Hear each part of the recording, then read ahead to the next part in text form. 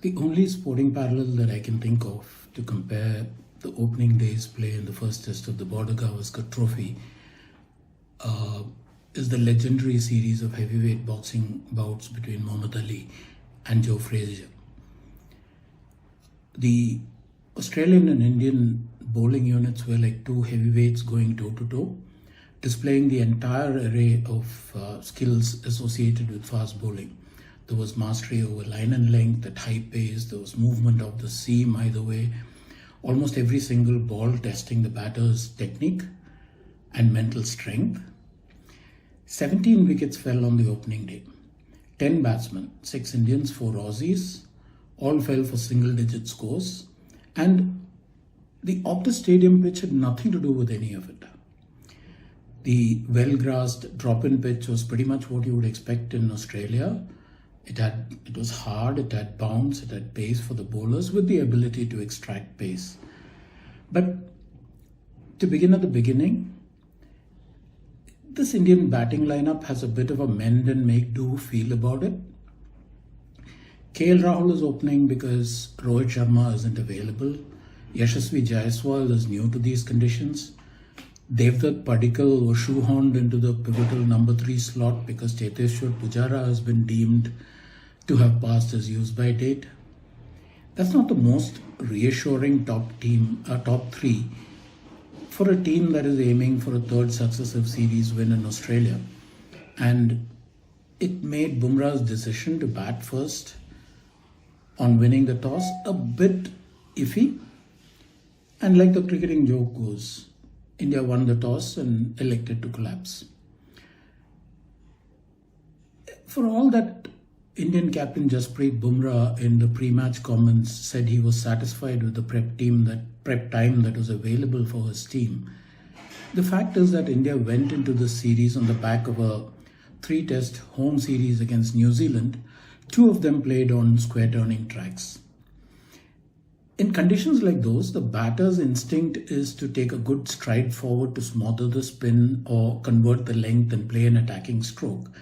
And it takes more than 4 or 5 days of what the Indian team calls match simulation to do a full reboot of your muscle memory.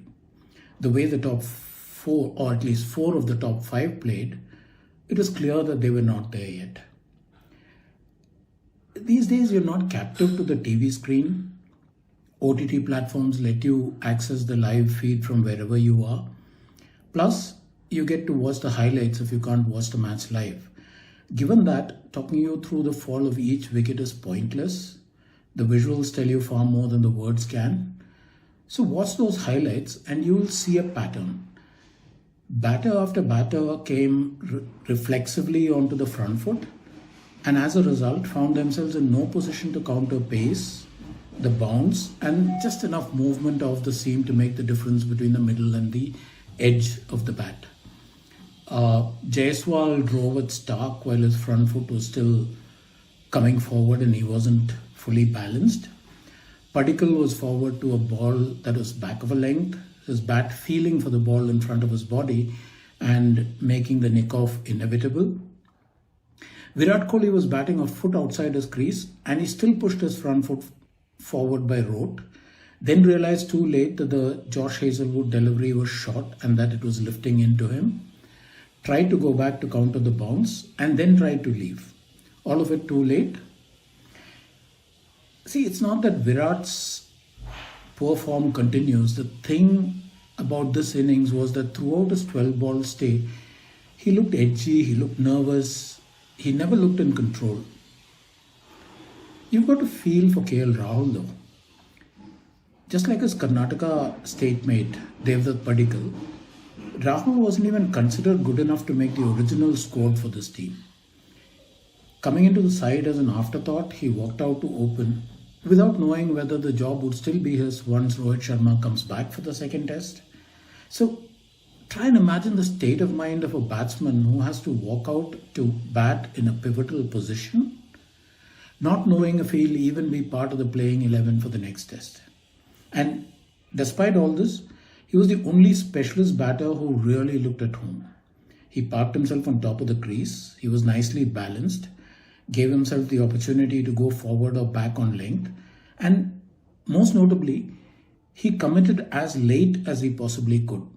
This was traditional top order test batting. He shrugged off those times when he played and missed. He took it one ball at a time. He cut out the risk, but stayed alert enough to cash in when the bowlers gave him something to work with, which wasn't often, but still. Given all of that, it is a pity that he fell to a very debatable DRS call. The visual evidence that was available indicated that Rahul's bat had clearly hit the pad. There was only one spike on the snicko as the ball passed the batter, and surprisingly, though the third umpire asked for it repeatedly, there was no side-on view, which is mandatory for a split-screen comparison to judge just what caused the sound spike and at which point the spike happens.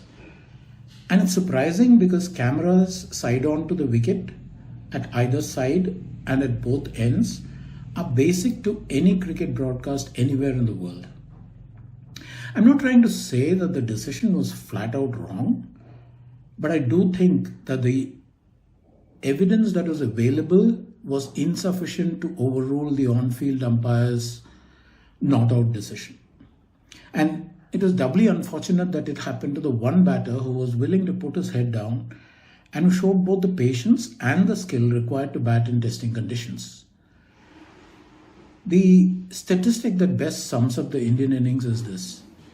The first partnership in excess of 20 runs was when Rishabh Pant and Nitish Kumar Reddy got together for the 7th wicket and put on 48 of 85 balls.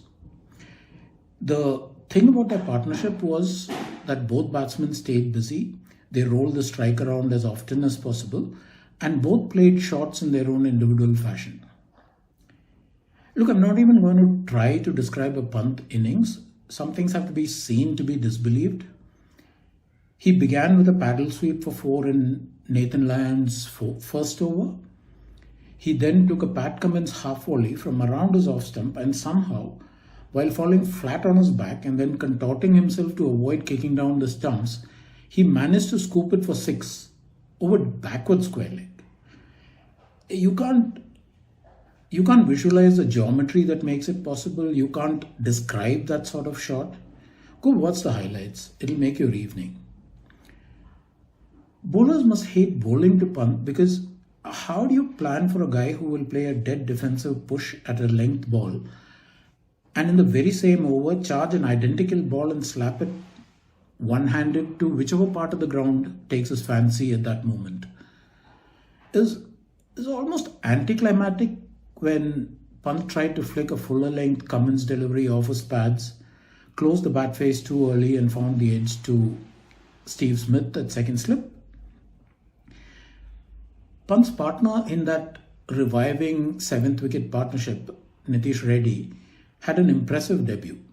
He looked the most in control among all the Indian batters. He showed good judgment in picking what ball to defend and which one to attack. And when he did play his shots, he was decisive. He played with remarkable composure till the last man, Mohammad Siraj, came out. And at that point, Reddy really had no option but to swing for the fences, which is always fraught with risk when you're facing a bowler like Cummins.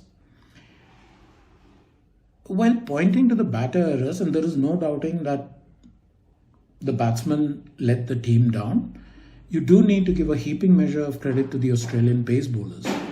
None of the 4 bowlers on view gave the batsmen anything to work with. Their lines and lengths were near perfect. And even when Pant and Reddy looked to be turning the game around, they still managed to stick to their lines and to force the errors. Getting bowled out for 150 on a wicket where the bounce and pace was even gave Australia 2 gifts. One was a small total to be overhauled, and the second was the gift of time. By way of bonus, India decided to drop both Ravichandran Ashwin and Ravindra Jadeja, who at the time of writing this are ranked number 5 and number 6 in the ICC rankings of test bowlers. After the batsman had gifted the initiative to Australia, the Indian bowlers snatched it back again. Well as the Australian bowlers bowled in home conditions, Jasprit Bumrah was by a distance the most impressive quick bowler on view today. He was fast, he operated mostly on a very good length, he got the ball to go either way, both in the air and off the seam, and he consistently threatened both edges as also the pad and the wicket with almost every single delivery that he sent down. It is a masterclass, and it was worth way more than the 4 wickets that he ended the day with. His opening spell was 6 overs, 2 maidens, 9 runs and 3 wickets, and he was desperately unlucky in that phase to see Kohli put down a regulation slip chance from Marnus Labuschagne of just the second ball that the batsman had faced. Bumrah the captain was as impressive as Bumrah the bowler. His fields were attacking throughout. He never relaxed the field and gave Australia the opportunity to roll the strike around, to take quick singles. He was very quick to notice that in his first spell, Mohammad Siraj was getting lots of movement of the seam, but that far too often the ball was too far from the wickets and from the edges. So he promptly switched Suraj out and brought Rana in. Nitish Rana is a big unit. He bowls in the medium to high 130s, hits the deck hard, and he hustles the batters. India used just the 3 bowlers and all 3 pitched in with wickets. And this was crucial because if pressure was released at the other end, Bumrah, brilliant though he is, would have found his effectiveness blunted. To their credit, Rana and Siraj in his second spell kept piling on the pressure, giving the Australian batters absolutely no breathing space from the relentless onslaught. Bumrah was wrecker-in-chief with 4 wickets, each the product of the sort of skill that makes him the leading red ball bowler in the world. Siraj got 2 in his second spell, Rana ended with 1. But that 1 was a dream delivery that straightened after pitching and from around middle, straightened to hit the top of Travis Head's off stump. In retrospect, if I had to pick the turning point of the day's play, it would be the partnership between Rishabh Pant and Nitish Kumar Reddy. Because India was 6 for 73 when they got together. The 48 runs that the 7th wicket pair added gave the bowlers just a little cushion. And when Bumrah is leading a pace attack, a little bit goes a long way. Australia at close of play looked unlikely to overhaul the Indian first innings total, which itself is a bit of a surprise because when the team batting first is 150 on the board, who would expect that you're likely to get a lead? But that's the way it's looking now, and given the frenetic pace at which this game is being played, it's tomorrow that should be moving day. By the end of the day's play tomorrow, you should have a fair idea who's likely to win this. We'll be back tomorrow with the recap of the second day's play. This is brought to you by STUMPS, courtesy Rediff.com.